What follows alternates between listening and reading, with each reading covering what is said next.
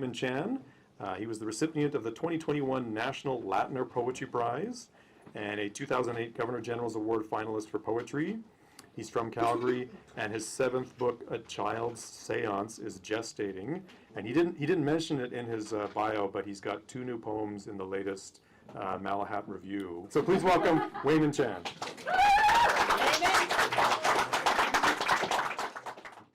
My dependence is a mirror of my daughter's spontaneity that sees through heffalumps stirring the bead compartments at the glass bead store, shining even the dullest unthreaded dollop between her fingers before the great act of stringing together hefts the beads out of lenticular clatter into narrative. A sense of worth finds the perfect stone whose spark can be worn at the ear and be coiffed on the neck and be heard to raise itself from the cradle right before my eyes. A young embittered face passed me by on the snowy walk. The cold narrowed our frames last year. We had to time our breaths before we intersected on that narrow pass so as not to breathe each other's cloud. Something about personal space and its visible effect. Bitterness. I realize I'm still judged somehow by myself through her eyes, clasped back in despair. Knowledge can't remedy this nor distance. Maybe all she and I have is time. Nothing, I thought, is worse than bitterness that wears its stroke on your face. Material slump is a sign we've given up. The pig-faced Wall Street dancing on newswires, reporting losses to the chairman of the Federal Reserve, rocking himself to sleep with a mouthful of Prozac, reporting truth that won't betray logic, will perhaps stall these vacancy signs whose Parthenon, Chaco, Uluru seem not so much to seek a doctrine but to lose one, while the cowed uvula curves like a good undertaker at odds with my optimism. I paint my tree into the wind. The plot wishes to release an exuberant moth, a citizen of common allegory. I'm fascinated by ignorance, all of its hopes and refusals, and moving restraints in starlight, wherever we are ever pushed back just when we think we're near Milk River, looking for the sweetgrass hills. I did not come here to excuse myself or anyone else. It was because the feathered bracts and wind-whipped stalks that dry-lashed the warbler and her cheek, slant morning brow, like Aunt Mary wearing her hat shadow in this remarkable early heat, which seemed to sigh for more leafhoppers braying, rotten wood can't be carved. That I felt the dryness of the grass, the dewless brown quench of hard ground. Dryness, regret turned whole, thrush scold on willow stump, ashen, worry-free sagebrush or chokecherry about to raise its shade before high summer dried it behind an autumn cloud, browner than the gospel vegetation in this desert. I thought to myself, is it all about me or these black I-ams migrating needles of moisture? Touchdown of the fly, scat-licked, sniffed, home free, as the deer make their way in single file across Milk River. Last year I saw them. Today they were as thin as that warbler was behind her stake of grass. Every sound and tree is a hermit. Not every hermit is a sound or tree. I'll be freer but no further in knowing what it means. Sometimes the quiet act is the least scared sollops, and when they open, the horizon and the eye slit will see and speak as one. Thanks. Our next poet is Laureate Roadhouse, and she's a Calgary writer, poet, aphorist, and singer. She's involved with many poetry organizations and is a current board member of the Single Onion Poetry Series. From 2008-2010, she was the co-artistic director, performer, and MC for Lotus Land at South Country Fair. And she was the 2009 poet in residence for Radiant Light's e-magazine. Laurie created the Writing Toward the Light poetry contest and concert. She was the poet laureate for the 2015 Peter Zowski International PGI for Literacy event with Can Learn Society, which is a really wonderful event that I've also got to take part in 1 year. She's a featured reader at poetry and spoken word events and has been published in many anthologies, magazines, newsletters, websites, and CDs. Most recently, Laurie was the consulting editor for Word City Literary Journal. So please welcome Laurie D. Roadhouse.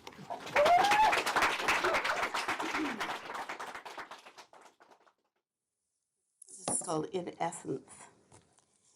The essence is my weariness, body limp and bedraggled by effort, heavy, burning eyes longing to succumb to the peace I crave.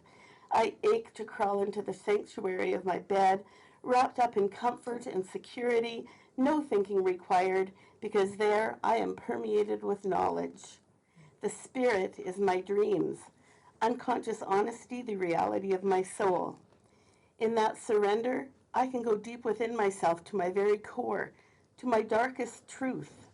I am loved, honored, valid, shameless, everything creation intends for me. I'm ready today to succumb to that truth. I am too tired today to argue. There is no power left in me to debate my significance. And so I relent, submit to the persistence of the truth which the Spirit breathes into me. I close my eyes and slip into that truth. When I am asleep, I am perfect. So I'm going to read a few haiku to finish off. Some of them are funny, some of them are morbid, but they're haiku. So, hey, thieving magpies, you get out of my trash can. Duke it out with crows. And given our recent experience with the Northern Lights, this is called Aurora. Northern Lights shimmer, undulating winter dance, celestial lovers. Being in the heart of beef country, I thought this was appropriate. This is about cows. Unsuspecting cows luxuriate in the field. Inside, red knives wait. Here's another one about wine. There's a theme here. Juicy, ripened fruit, waiting on autumnal vines, pressed into service. Here's one called The Blues. Trumpet chastises a wailing, mournful saxophone. Piano just sulks.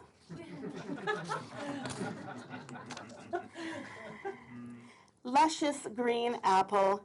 It's no wonder Eve succumbed. Temptress, Granny Smith.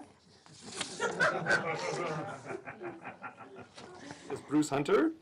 His poems, stories, and essays have appeared in over 80 publications in Canada, China, India, Italy, the UK, and the US.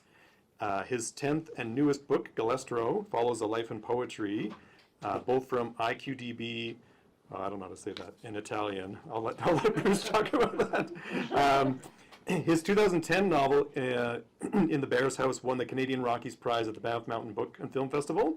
And in 2010, his book, 2 O'Clock Creek, Poems New and Selected, won the Acorn-Plantos Peoples Poetry Award for Canada. And we've got a copy here. Now, Bruce said you can't find a copy of this, but Shelf Life found a copy, so you might have to arm wrestle over who gets that one. But please welcome Bruce Hunter.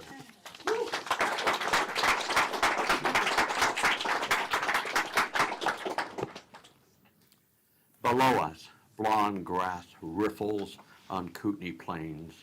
Clouds jam the chute, the weather comes through. Where the Kootenay descended to barter the Cree. Up here, the wind howls cold and so loud, John's words to my hearing aids, lost in the din. But it didn't matter when I saw how a few hours of daylight warmed the ice to a trickle that became a torrent in the glacier's pit. The mystery of rivers is that they come from somewhere between earth and sky, wrung by the sound from clouds and wind. When night comes, 2 O'Clock Creek sleeps. The waterfall waits frozen, and all the years since I learned how rivers are made, this is the place I come to in my dreams, between the highest point of land and the sky, so I can drink from the clouds. If a gardener loves the earth, the leaves, the vintner loves the vine, the grapes.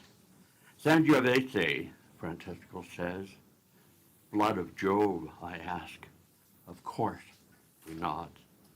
Famous old vines, of which the Italian gardeners spoke long ago in my cold country, in a language I'd yet to learn.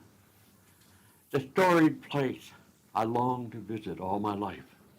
The Romans stored their wine in caves, and the Etruscan too, their ruined tombs behind us. The ancient is recent here, and all around us. Francesco speaks of his classico, and Vicianga, a good name that, I say. My wife laughs at my lame joke. And Francesco hands us grapes. We roll them between our fingers as he shows us, until a blood-bright droplet appears. He raises a silent toast. Taste purple flesh. My wife kisses the ripe juice from hers and hands it to me and laughs again, drinking Chianti from the vine, sun's sugar. We are careful not to crush them, Francesco says, before he chews. It tears the skin and spoils the wine. A few more days, it will be ready. And he turns back to his jeep. And the leaves reach after him in their search. Shale crackles under my feet. Or maybe it's the riprap of an ancient river. I learned a new word. Sensitivo, they call the ones who know the rain long before the scant clouds leave the mountains. Sensitivi, the plural of the souls that can find water, make wine and poetry. Sensitiva, the woman who teaches the heart, who reads my eyes, who calms the animals, heals the beloved. So many here in this passionate country, reaching for a deep river coursing through us. Honey, hurry, my wife points to the clouds. It's getting windy. Oh, how I love my wife, La Sensitiva, as Francesco loves the vines, and I have found a name for us at a river.